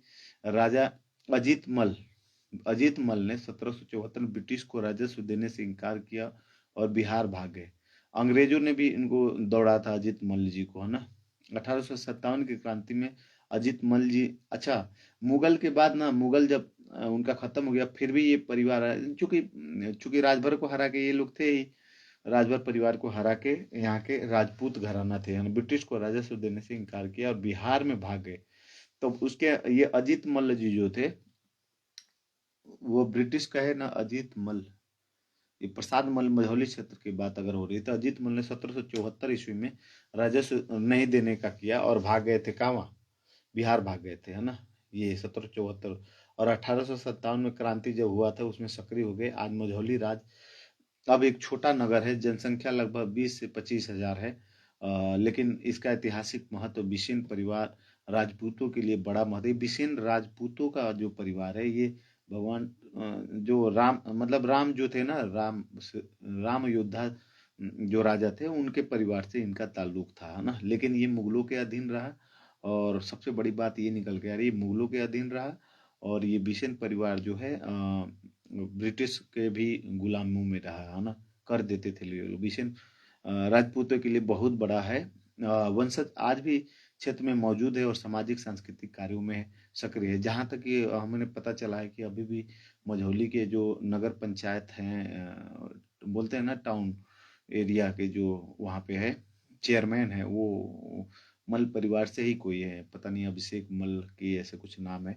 और महत्वपूर्ण में हम लोग ये देखेंगे, मझौली राज्य कभी बड़ा राज्य नहीं था, बल्कि एक जमींदारी थी, तालुकदारी इसको बोलते थे, जो मुगल और ब्रिटिश काल में अप्रत्यक्ष रूप से अधीन रहता था। मतलब ये मुगल से भी ये लोग गुलाम अधीन रहता था, मतलब ये लोग उनकी स्वीकार्य थे, भैया जो चाहिए आपको हम कर दे देंगे, टैक्स दे देंगे, उसके अंडर में रहते थे, है ना, उनके नियम के अंडर में रहते थे। इसका विस्तार मुख्य रूप से देवरिया जिले के सलेमपुर तहसील आसपास के गांवों तक सीमित था, लेकिन वंश ने उत्तर प्रदेश और बिहार के कई हिस्सों में शाखाएं फैला रखी थी, है ना। तो ये हमेशा ध्यान रखिएगा। तो सबसे पहले बात ये है कि कुछ चीजें और भी हम लोग इसमें जानेंगे कि भारत में रहने वाले शिया मुस्लिम, जो मुस्लिम थे, अब देखिए यहाँ कन्वर्जन हम लोग देखते हैं कि औरंगजेब ने क्या शिया देखिए औरंगजेब की शिया मुस्लिमों पर नीति और उनके इस्लामिक कानून। औरंगजेब ने 1658 1707 ईस्वी में एक कट्टर सुन्नी मुस्लिम था, जो मुख्य रूप से हनफी मजहब का अनुयायी था, जो सुन्नी इस्लाम की एक प्रमुख शाखा है। शिया मुस्लिमों के लिए उनका रवैया बहुत सख्त था, है ना, यानी यहाँ के मुस्लिमों को भी उसने सुन्नी बोला कि आप लोग करो। और शरीयत इस्लामिक कानून जो औरंगजेब में था, क्योंकि वह उन्हें इस्लाम से भटके कहता था, वो औरंगजेब आया तो कहता तुम लोग इस्लाम से भटके हुए, तो शियाओं का अपमान करता था। औरंगजेब जाफरी मजहब पर आधारित होता था। इमाम जाफर सादिक को शिक्षाओं से निकला है। इसमें इमाम अली और उनके वंशजों को पैगंबर मोहम्मद साहब के बाद सबसे महत्वपूर्ण माना जाता है, जबकि सुन्नी कानूनों में खलीफाओं अबू बकर उमर आदि पर जोर करता है। यानी यहाँ के जो मुशिया जो है वो मोहम्मद साहब के बताए रास्ते पे चलता है, और जो जो सुन्नी जो होते हैं अबू बकर उमर आदि पर होता है ना, जो सऊदी वऊदी में है, पाकिस्तान अफगानिस्तान वगैरह में है ना। भारत में रहने वाले शिया मुस्लिमों के कानून क्या थे, तो मुगल काल में शिया मुस्लिम को अपने कानूनी जाफिर फिक का था ना का पालन करने की कुछ आज़ादी थी, लेकिन औरंगजेब के शासन में सुन्नी कानून शरिया, विशेष रूप से फतवा ए आलमगीरी को प्रमुख बनाया गया। शियाओं को मुहर्रम जैसे त्योहारों मनाने पर पाबंदी लगी। देखिए यही औरंगजेब है जो मुहर्रम का जुलूस नहीं निकालने देता था, है ना, और धार्मिक स्थलों पर दबाव डाला डाला गया कि ये मत लगाओ, क्योंकि उसका मानना था, हालांकि कुछ कुशल शिष्य व्यक्तियों, लेकिन जो उसका गुलाम होता था ना, वो शिया हो या कोई जो गुलाम है, वो शिया को भी रखता था। हालांकि कुछ कुशल शिष्य व्यक्तियों को दरबार में पद दिए गए थे, अगर वफादार शिया थे तो ही उनको रखा था, है ना। अगर वे वफादार थे तो शिया व्यक्तियों को दरबार में पद दिया था औरंगजेब ने। भारत में शियाओं का कानून मुख्य रूप से व्यक्तिगत मामलों में विवाह है ना उत्तराधिकार में लागू होता था, लेकिन राज्य स्तर पर सुन्नी कानून हावी था ना, राज्य स्तर पे बड़े स्तर पे। बाकी ये लोग अपने अपने नियम से ही करते थे। सुन्नी और शिया कानूनों में भिन्नताएं मुगल काल में मुख्य भिन्नताएं थी। नेतृत्व, शिया में 12 इमामों की श्रृंखला पर विश्वास करते थे, जबकि सुन्नी खलीफाओं और सहाबियों पर करते थे। नमाज में शिया में जो है जुहर असर और मगरिब ईशा को एक साथ पढ़ा जा सकता था, सुन्नी में अलग अलग एक साथ नहीं पढ़ा जा सकता था। विवाह के समय शिया में मुताह अस्थायी विवाह की अनुमति, हालांकि मुगलों में प्रतिबंधित था, है ना, सुन्नी में नहीं। ठीक है। उत्तराधिकारी, शियाओं में बेटियों को ज्यादा हिस्सा, देखो उत्तराधिकार में शियाओं में बेटियों को ज्यादा हिस्सा, सुन्नियों में हनफी नियम था ना, उसमें पुरुष प्रधान था ना, और इसमें महिलाओं को ज्यादा। मुहर्रम, शियाओं में इमाम हुसैन की शहादत पर जुलूस निकलता था, औरंगजेब ने इसे प्रतिबंधित कर जुलूस ना निकालो। मुगल साम्राज्य सुन्नी प्रथा था, लेकिन शियाओं को सहन किया जाता था जब तक विद्रोह ना, जब मतलब तभी तक वो शिया को करता था, आगे रखता था, जब तक वो विद्रोह करेंगे तो आपको हटा दिया जाता था पदों से। औरंगजेब ने तो चलिए, हम लोग ऐसा नहीं था, औरंगजेब और बाबर आए तो शिया मुस्लिम भारत में थे। औरंगजेब ने मुख्य रूप से दक्षिण भारत के शिया बहुल्य राज्यों, बीजापुर सब मुसलमानों का क्षेत्र था, मुस्लिम बाहुल्य क्षेत्र, सबको हराया था। गोलकुंडा जो था पर हमला किया और उन्हें 1686 से 87 ईस्वी में जीता था। तो ऐसा कई लोग कहते हैं ना कि मुगल आए औरंगजेब के वंशज, तो उनको कहे तुम्हारी जबान खींच लेंगे अगर गलत बोलोगे, तो पहले इतिहास अपना पढ़ के देखो। इन युद्धों में हजारों मुस्लिम, शिया और अन्य मारे गए, लेकिन सटीक संख्या में उपलब्ध नहीं है। अनुमान के दक्कन युद्धों में कुल 1 लाख मौतें, जिसमें मुस्लिम शामिल थे। अनुमान के दक्कन युद्धों में, है ना, मुस्लिम ही मारे दक्कन युद्ध में, वही मारे, सब मुगल ही मारे, औरंगजेब मारा था 1 लाख से ऊपर उस समय। वह बोहरा, महदावी और सूफी मुस्लिमों का भी उत्पीड़न करता था, है ना। महदावी मुस्लिम और सूफी मुस्लिम दो, अच्छा, महदावी भी एक मुस्लिमों में है। मुस्लिम रियासतों को लूटा गया क्योंकि इन विजयों से मुगल खजाने में धन आया।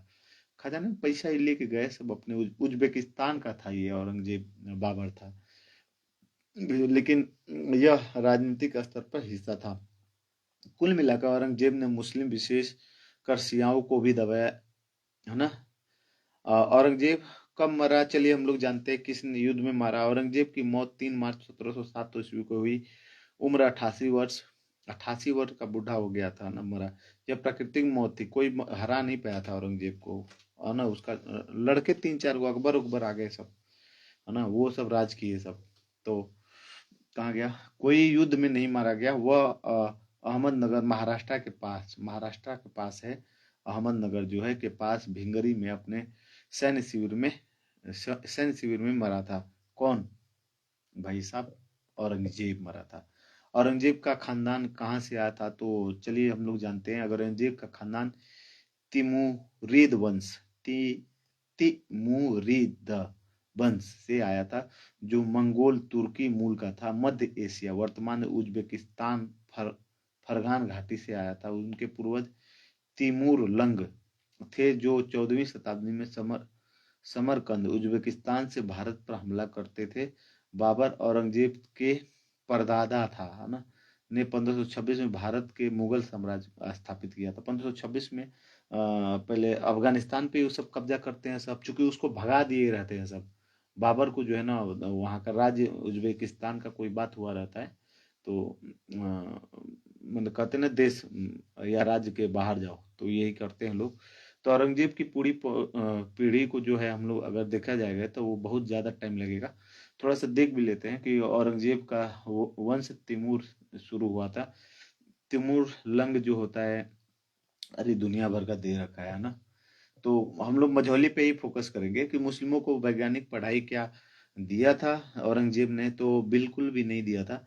औरंगजेब मुख्य रूप से जो है मदरसों और मक, मकतबों में थी। यहाँ जहाँ धार्मिक, पहले विज्ञान विज्ञान था नहीं ना, यहाँ धार्मिक विषय कुरान हदीस फिक फिकह सॉरी कुरान हदीस फिक पर जोर था। और सबसे बड़ी बात यह है कि वैज्ञानिक पढ़ाई, खगोल चिकित्सा, हाँ ये तो था ही, गणित, खगोल चिकित्सा कुछ मदरसों में शामिल थी। देखिए उस समय था, शामिल थी, तभी तो ये हर गणित जानता था। हनीफ पाठ्यक्रम में था, हनफी पाठ्यक्रम में था, लेकिन प्रमुख फोकस धार्मिक था।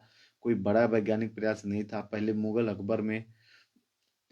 मुगलों में अकबर ज्यादा था। शिया सुन्नी महिलाओं के लिए कुलीन महिलाएं घर पर शिक्षा पाती थी, कविता, संगीत, कला। देखिए उस समय कहते हैं ना कि संगीत नहीं सीखना मुस्लिम धर्म में, अभी का पता नहीं कहाँ से। ठीक है, इन लोगों का अलग होगा, उससे हमारा कोई लेना देना है, मेरी अपनी बात है। मतलब उस समय जो कविता संगीत जो है, उसी का रस खान कवि के रूप में आते हैं। और ये लोग अभी बारात में लेके जाओ गाजा बाजा साउंड तो नहीं जाने देते हैं लोग, तो अलग कुछ नियम होगा, उससे हमको कोई लेना देना नहीं है। तो सिया सुन्नी उस समय जो था, कविता, संगीत, नाच गाने, कला, लेकिन कोई भी, है ना, औपचारिक संस्था नहीं थी, लेकिन ये सब था, है ना। सऊदी अरब में देखो कितने नाचते गाते हैं लोग, हबीबी, कम टू दुबई, महिलाएं भी नाचती हैं, है ना। वहाँ का वैसा जैसा मौसम रहेगा वैसा पहनावा रहेगा। सफेद बुर्का पहनते हैं क्योंकि लाइट का रिफ्लेक्शन करता है। तो कोशिश तो औरंगजेब के कट्टर रवैये, महिलाएं पर्दे में रहीं, कोई विशेष कोई संपन्नता बनाने की नहीं की गई। सलीम के कितने बेटे थे और बेटियां थी मुस्लिम अपनाने के बाद। देखिए बोध बोध जो मल राजा सलेम के परिवार के स्थानीय उनके बेटे बेटियों के सटीक नाम तो नहीं लगे, लेकिन वंशावली में उनके वंशज जैसे राजा प्रसाद मल पहले थे, है ना, पहले से उल्लेख है। राजा प्रसाद मल हमने बताया भी था। तो बोधमल की रानियां कहाँ की थी, तो रानी मुख्य रूप से स्पष्ट नहीं है, लेकिन बिसेन राजपूत परिवार से थे। मुस्लिम अपनाने के बाद उन्होंने अपने प्रवेश जो रानी थी, औरंगजेब ने इनको क्या किया था, मुस्लिम धर्म स्वीकार करा दिया था। तो ये आए वहां से, बिसेन राजपूत के परिवार से थी। मुस्लिम अपनाने के बाद उन्होंने महल में प्रवेश नहीं दिया। रानी कही कि अब ये मुस्लिम धर्म, मझौली के राजा को मुस्लिम धर्म स्वीकार कर लिया है, अब इसको हम अपने नहीं, इसलिए बोधमल, बोध जो राजा उस समय थे, बोधमल नाम था इनका। मझौली के राजा अंतिम राजा थे, जो मुगलों ने, औरंगजेब ने इनको मुस्लिम में कन्वर्ट कर दिया। बोधमल सलेमपुर चले गए, और वर्तमान में उनके वंशजों का नाम और देखा जाएगा तो कुंवर अभिजीत प्रताप मल्ल जी हैं, मिस कृतिका राज्य लक्ष्मी जैसे नाम मिलते हैं। सॉफ्टवेयर इंजीनियर हैं और फैशन क्षेत्र में अभी काम करती हैं। तो ये उनके वंशज हैं लोग। और अंग्रेज, तो एक तरह से हम लोग देखेंगे तो अंग्रेज जो अंग्रेजों का तो अलग है, उसका तो अध्याय अगर देखा जाए तो इसी में हालत खराब हो गया बकते बकते। तो सबसे पहले इसमें तमाम इसमें जो प्रश्न हैं वो तो है ही है, बहुत तो हैं। तो चलिए इसमें हम लोग एक बार फिर ये जो मझौली के जो राजा थे, तो मुस्लिम धर्म आप लोग जाने गए, औरंगजेब ने इनको बुला के हराया था, है ना। अ, अ, तो एक चीज और है, तो क्या जब मुस्लिम धर्म स्वीकार किए थे मझौली के राजा, तो उनके साथ कुछ अन्य लोग भी जो है राजपूत जो थे वो भी अ, मुस्लिम धर्म स्वीकार किए। तो जी हाँ, इसमें बिल्कुल कई सारे नाम भी दे रखे हैं। और मैंने कल आज ही गया था, मैं आज 10 जनवरी है ना 2026 को, एक मुस्लिम परिवार के परिवार में मझौली में गया था, थोड़ा कुछ पता भी लगाने में, ज्यादा दिन से गया था। तो उन्होंने बताया हाँ हमारे बाबा के, मुस्लिम थे लोग, लेकिन वो बताए ना कि हमारे बाबा के बाबा छेदी सिंह उनका नाम था ना, एक कपड़े के। हमने कहा ठीक है, वो डिटेल थोड़ा होगा तो हमको दीजिएगा। तो अ, तो यहाँ पे जो है, तो औरंगजेब जो है मुसलमानों को भी नहीं छोड़ा था, है ना। तो यहाँ पे जो आपको मझौली का विस्तार बताइए, इतना बड़ा मझौली आज केवल वो एक तरह से, अब ये कोई राजपूत और ये ब्राह्मण या कोई भी जातिगत यादव चाहे किसी का ये राज नहीं, अब ये संविधान का देश है, संविधानिक रूप से इसको बोला जाएगा। हाँ, तो ये हमेशा आप लोग ध्यान रखा करिएगा। तो ब्रिटिश काल में ये तहसील आपका सलेमपुर रहा है, और जनसंख्या क्षेत्रफल सलेमपुर के बारे में हम लोग अलग जानेंगे। और अवध अवध अवध के सबसे पहले अकबर के राज में भी हम लोग रहे हैं, है ना।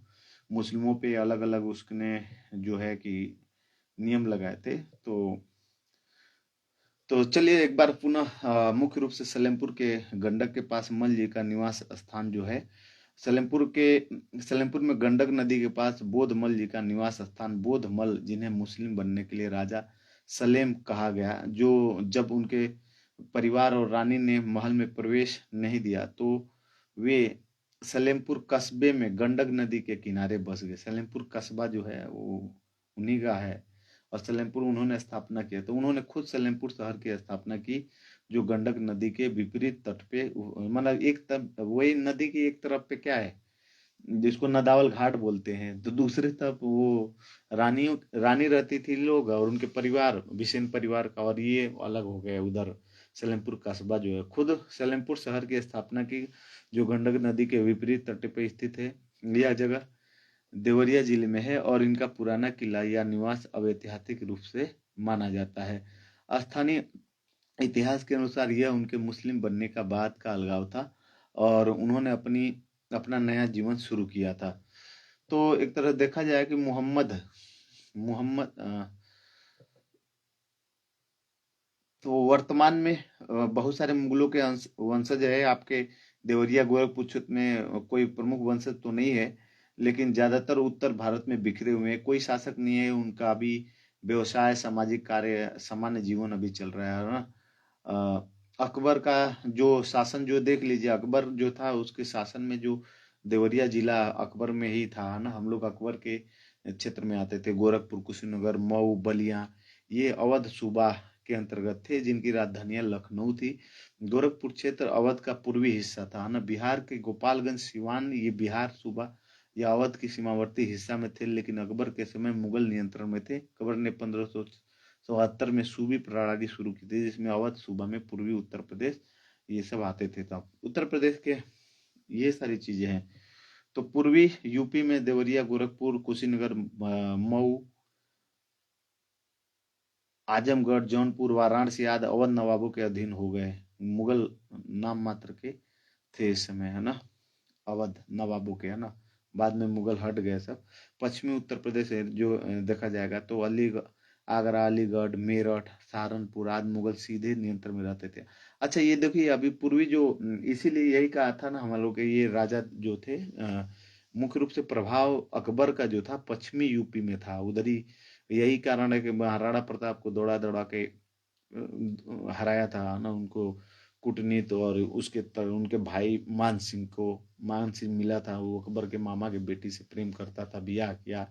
तो उधर है पश्चिमी, ये देखिए पश्चिमी जो यूपी है ना, आगरा, अलीगढ़, मेरठ, सहारनपुर आदि मुगल सीधे नियंत्रण में रहते थे। लेकिन मराठा जाट विद्रोह भी उधर था, ऐसा नहीं था, वो लोग भी विद्रोह किए, लेकिन ज्यादा उधर अपने मध्य यूपी, कानपुर, लखनऊ, फैजाबाद अवध नवाबों का केंद्र। औरंगजेब के वंशजों का शासन नाम मात्र का रहा, और 1803 में ब्रिटिश हस्तक्षेप वहां पे बढ़ गया।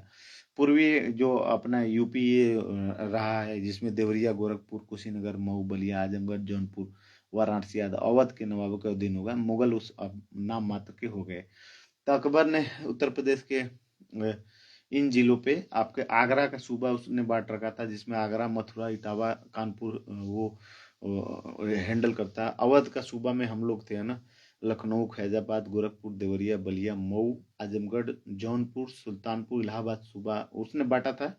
मतलब यूपी के 4 भागों में बांटा था ना। और आगरा का सूबा, और आगरा में रहता था। दिल्ली में उसका वो औरंगजेब भी रहता जब तक जीता था।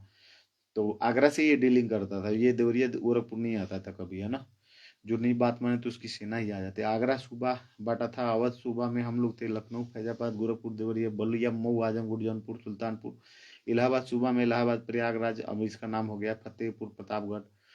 प्रतापगढ़ देखो वहां पे है, यहाँ बिसेन परिवार वहां तक था। कौशाम्बी, चित्रकूट, मिर्जापुर, सोनभद्र, वाराणसी का हिस्सा।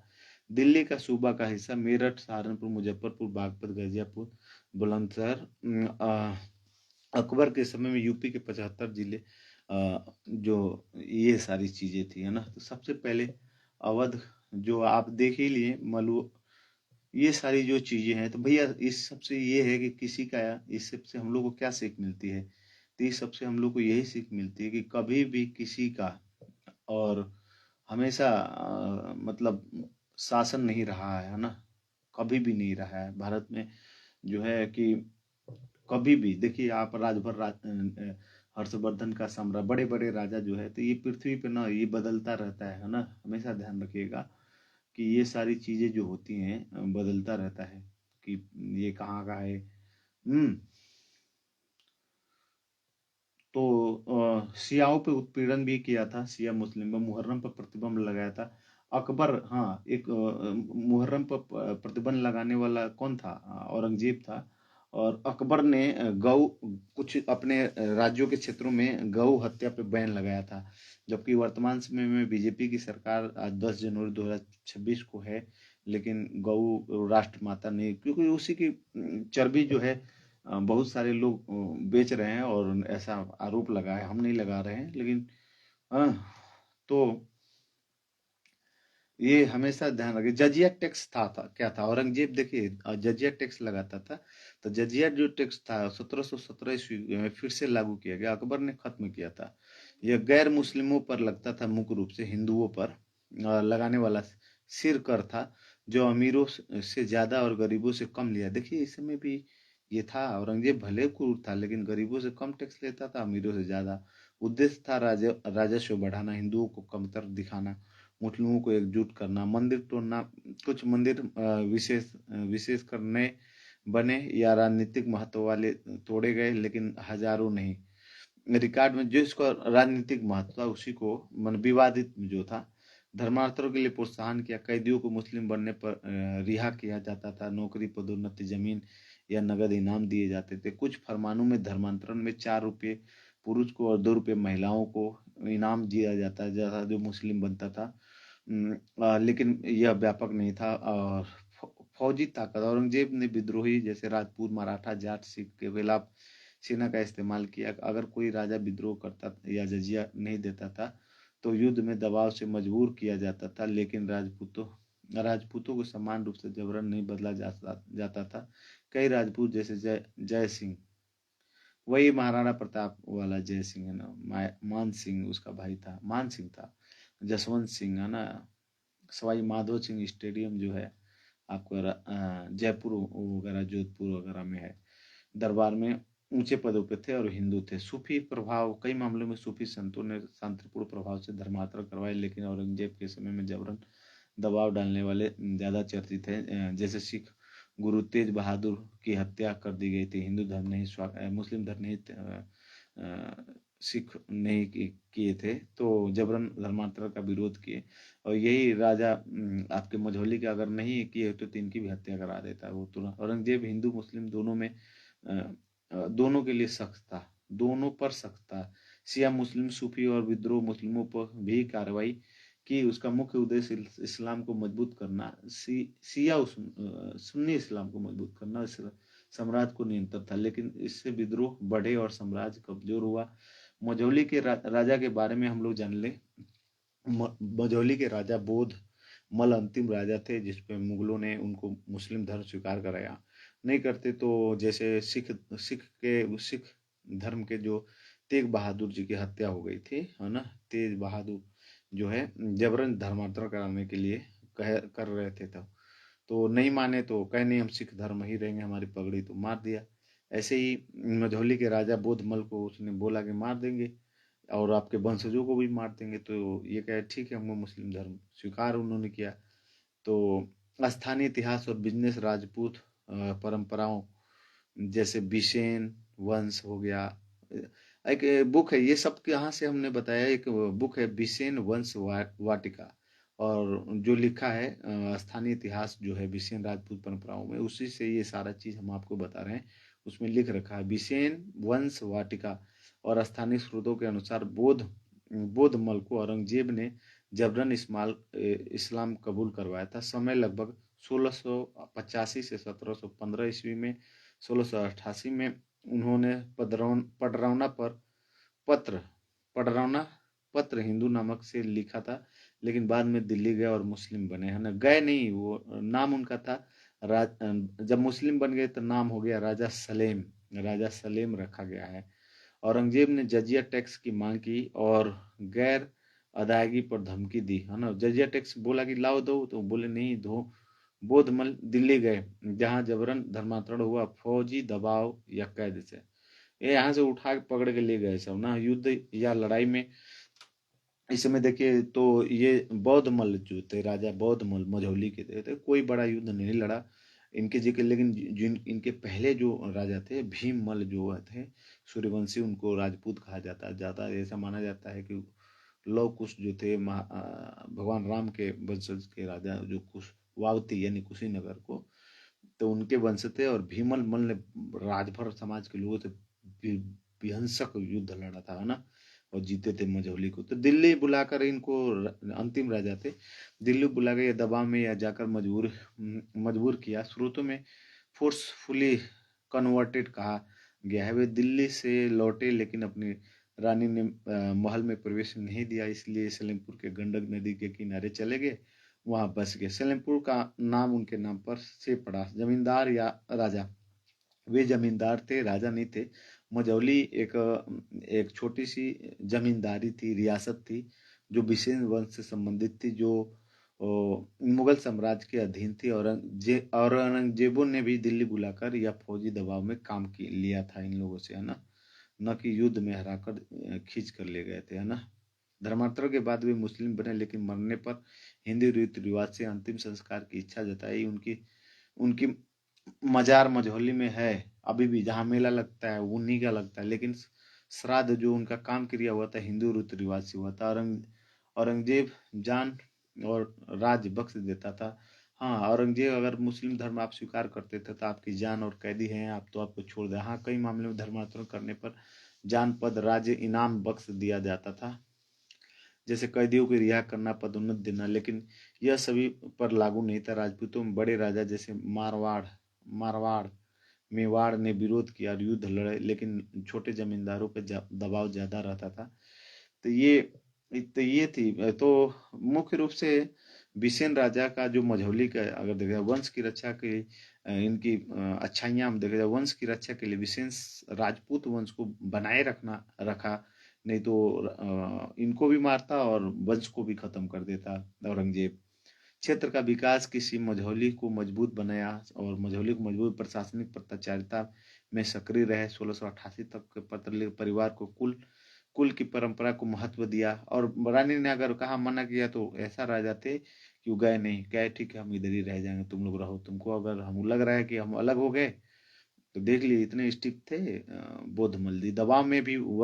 दबाव में भी वंशजों को बताया, स्थानीय स्तर पर न्यायपूर्ण शासन किया, किसी और भूमि पर प्रतिबंध में कुशल थे। मुगल दरबार में इनकी अच्छाइयाँ हैं, राजा के अंतिम जो राजा थे बोधमल जी का, मुगल दरबार में संपर्क बनाए रखा, सांस्कृतिक विरासत, मंदिर किले संरक्षित किए, वंशावली को संरक्षित रखने में योगदान दिया, छोटे राज्य को स्थिर रखा, पड़ोसी जमींदार से संबंध अच्छे रखे, युद्ध में बात बचाव की रणनीति, अंत में हिंदू रीति रिवाज से संस्कार की इच्छा, वंश की एकता की कोशिश इन्होंने किया था।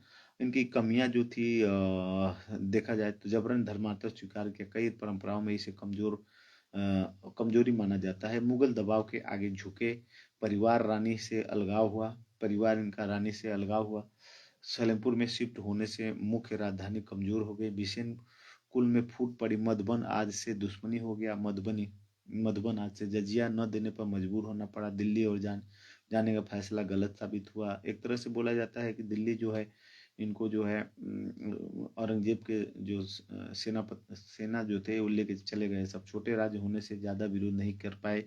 बाद में वंशजों में अलगाव हो गया, राजनीति कमजोर हो गया, मूल नीति का शिकार बने, स्थानीय विद्रोह या एकता न बनाना, धर्म परिवर्तन से सामाजिक बहिष्कार, इतिहास में विवादात्मक छवि एक तरह से इनको हो गई।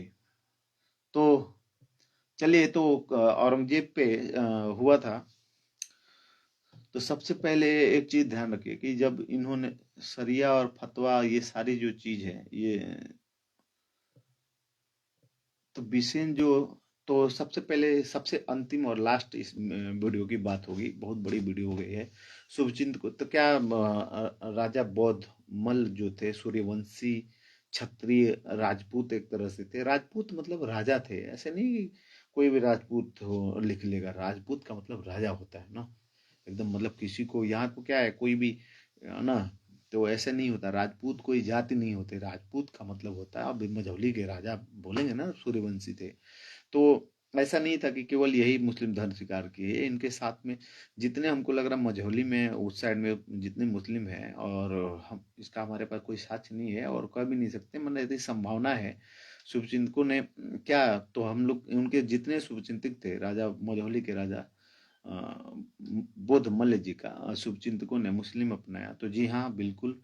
कुछ मामलों में उदाहरण लखू सिंह के साथ, लखू सिंह नाम याद रखिएगा आप, लखू सिंह उनके साथ रहते थे, उनके शुभचिंतक उनके वंशज भी मुस्लिम बने, जैसे अवध क्षेत्र के बिसेन बिसेन खानजादा समुदाय, ये राजपूत ही है, ध्यान रखिएगा। बिसेन अवध क्षेत्र में उनके कुछ और शुभचिंतक थे, खानजादा समुदाय जो था इन्हीं से थे, लेकिन सभी नहीं है, ज्यादातर बिसेन हिंदी हुई रहे, वंश में फूट हुई, जी हाँ बिल्कुल हुई। मुस्लिम अपनाने के कारण फूट पड़ी, मझौली राजा सलेम बोध मल या सलेम के मुस्लिम बनने पर मधुबन, कालांकर, प्रतापगढ़ और गोंडा बिसेन ने विरोध किया था, है ना, प्रतापगढ़ और गोंडा। उन्होंने मुस्लिम राजा के श्राद्ध का बहिष्कार, काम क्रिया इनका हुआ ना, इसमें आए नहीं सभी सब राजा, जिससे दुश्मनी शुरू हो गई, है ना।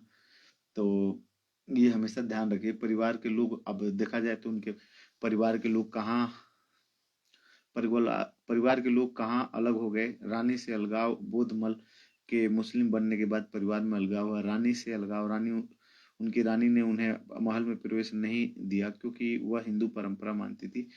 इसलिए बोधमल सलेमपुर गंडक किनारे चले गए, वहां बस गए, है ना। सलेमपुर कस्बा जो बोला जाता है, या पूरा सलेमपुर को वही बसाए थे, है ना। परिवारों के लोग कहाँ रहते हैं, तो वंश की शाखाएं बढ़ गई। मधुबन बिसेन मधुबन गोरखपुर देवरिया क्षेत्र में रह गए, हिंदू बने रहे और मझौली से दुश्मनी कर लिए। कल, कलांकर प्रतापगढ़ में पड़ता है, हिंदू शाखा विरोध में थे। गोंडा हिंदू बिसेन बहिष्कार थी। मुस्लिम शाखाएं अवध क्षेत्र में बिसेन खान ज्यादा इनको अपना लिया, वो लोग भी। तो ये था आपका मझौली का राजा। तो आप जिस भी समुदाय के, अभी कभी कभी किसी मत कहिए कि हम कमजोर हैं, मेहनत करिए कि आपके पूर्वज अच्छे रहे, शरीर अच्छी दिखे। शरीर अच्छी दिखने का मतलब आपके अंदर की कमियां जो हो गई हैं भैया दूर, मेहनत करिए, पावर लाइए, क्वालिटी लाइए। अब तो ये संविधानिक, ये राजपूत और ये सारी चीजें, इतिहास जानना चाहिए। नहीं तो कोई दूसरा आपके घर में आ रहा है, कथा कह रहा है और आपको हमको छुट्टियां बना रहा है। इसमें देखिएगा तो कहीं शुक्ला तिवारी किसी का नाम नहीं आ रखा है इतने वंशजों में। अगर आपके पास कोई होगा तो हमको बताइएगा, है ना। तो है ना, एक तरह से कहा जाएगा कि ये लोग थे भी अगर राजा तो नाम मात्र के राजा थे ना। बाकी औरंगजेब और मुगल, अभी तो बाबर कब तक रहा, कब तक मुगल रहा, और भी कई परपादा थे, तो कई लोग और भी राज किए, है ना। तो चलिए, आप लोग वीडियो में बने थे, इसके लिए धन्यवाद। और ये राजभर समाज के लोग जाने, गुप्ता परिवार, गुप्त वंश, मौर्य समाज के लोग जो है, सम्राट अशोक चंद्रगुप्त मौर्य के बारे में जाने। हर्षवर्धन की धरती है ना। ये चाणक्य के है, समुद्रगुप्त, चंद्रगुप्त। ये देवरिया जिले, तो बोलेंगे देवरिया का नाम अंतिम में देवरन्या, यानी देवों का वन कहा जाता था। और हे सांग सब लोग आए हैं तो बोलेंगे देवरावा बाबा की जय। बाबा देवरावा के नाम से इसको नाम से बाद में जाना जाता है। ये इन्होंने आजादी की लड़ाई में जो है थकान हो गई है इतना बड़ी वीडियो बोलना, और आप लोग के आशीर्वाद और ताकत से आप लोग अब इतिहास को जानिए कि हम भी जो राजभर समाज के गरीब लोग हैं, जो धनी है वो तो जानते हैं, सब धनी धनी चाहे किसी जाति का, वो एक ही है। मध्यम वर्ग एक में है, गरीब वर्ग इधर से उधर, मध्यम वर्ग छटपटाया जा रहा है। तो जवाब रहेगा, इतिहास क्यों जानेंगे, जवाब रहेगा। तो सबको नमस्कार। रहने के लिए वीडियो में आप लोग वीडियो को शेयर करिए कि नया पीढ़ी जाने।